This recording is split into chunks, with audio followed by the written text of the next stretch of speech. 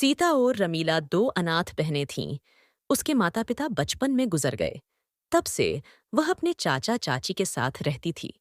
बेचारी अनाथ बच्चियों की चाची विमला बहुत ही बुरी थी। वो उन दोनों को बिल्कुल नौकरानियों की तरह ही रखती थी। कहाँ रह गई? दोनों कितनी देर की जंगल से लकड़ियां लेने गई हुई हो, अब आ रही हो। चाची, रास्ते में तेज बारिश हो गई थी, इसलिए देर हो गई।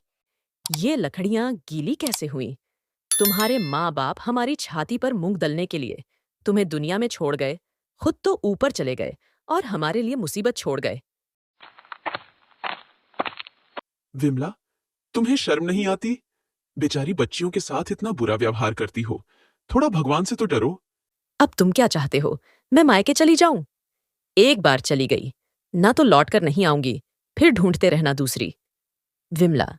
सीता रमीला पर हमेशा ही हाथ उठाती रहती थी, जिस कारण वे दोनों बच्चियां रात के अंधेरे में सुबक सुबक कर रोती थीं।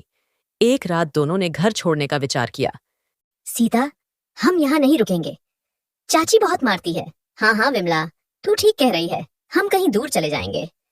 सीता और रमीला रात के अंधेरे में घर से निकल गई और चलते चलते एक पेड़ के पास रुक गई और उसी पेड़ के चबूतरे पर सो गई।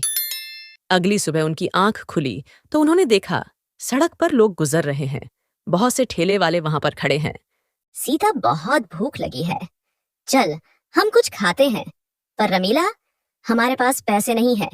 बिना पैसों के हमें कोई भी खाने को कुछ नहीं देगा। एक बार पूछते हैं ना, शायद कोई दे दे। ठीक है, चलो भैया, आपके ठेले से कुछ खाने को दे दो। बहुत भूख लगी है। तुम दोनों के पास पैसे हैं। भैया, पैसे तो हमारे पास नहीं है। मुफ्त में तुम्हें क्या मिलेगा? पैसे लाओ तभी कुछ खाने को मिलेगा। ठेले वाला अभी दोनों को डांट ही रहा था कि तभी एक व्यक्ति वहां आता है। राजू, इन बच्चियों को एक एक पराठा बनाकर दे, मैं पैसे दे दूंगा। शुक्रिया अंकल। तुम जरा कौन हो बेटा? अंकल, मेरा नाम सीता है और ये मेरी छोटी बहन रमीला। हमारी चाची हमें बहुत मारती थी, इसीलिए हमने घर छोड़ दिया।